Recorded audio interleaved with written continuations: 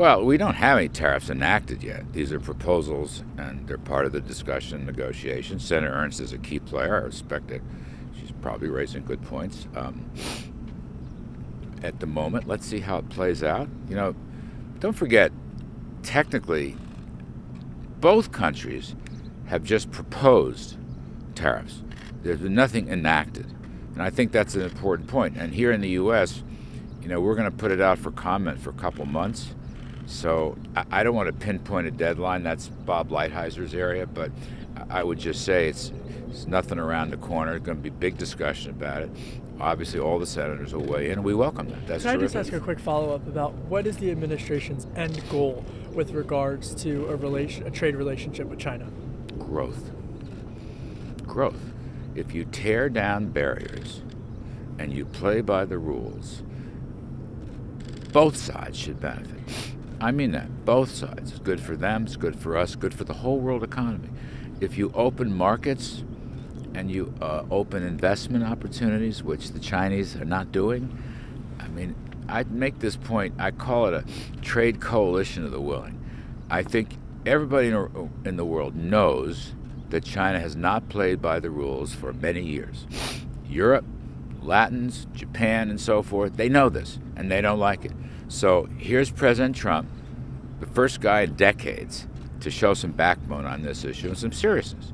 But the end of the rainbow is a little pot of gold, and if you open that pot up, it says growth, investment, jobs, and wages. What do you say to manufacturers and farmers who say they're going to get hit by this if these tariffs go into effect? Well, we don't know yet. Let's just... But they're worried.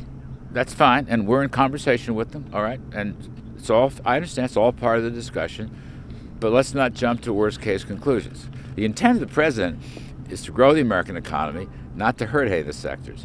And look, our farm sector's been doing great. China should give them more export opportunities. That's important. Same with NAFTA. So we're going to work and help them. We're here to help. This should not be viewed as strictly mano punitive damages, you know, that kind of thing. This got to be viewed in the context of economic growth, which is what this administration is all about. And that's the end game. That's the end game. There are many farmers who say this is the exact opposite for them of economic growth. To that you say that's a legitimate fear. We haven't, nothing's been enacted. Does this factor into the decision-making process for you? Of course it does, absolutely. We're talking to them. And I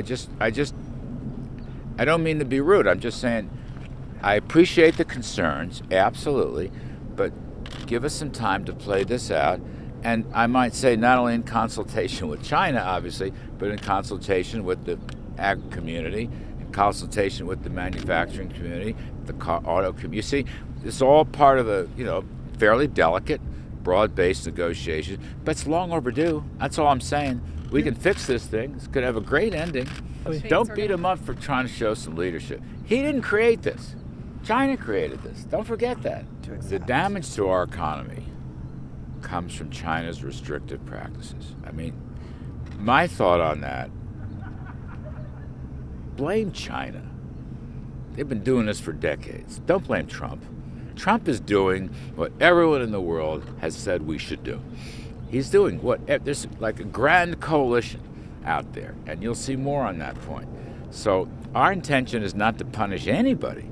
Our intention is to open markets and investments and lower barriers. That's the deal. So don't, you know, once in a while, presidents have to lead. Thank you, guys.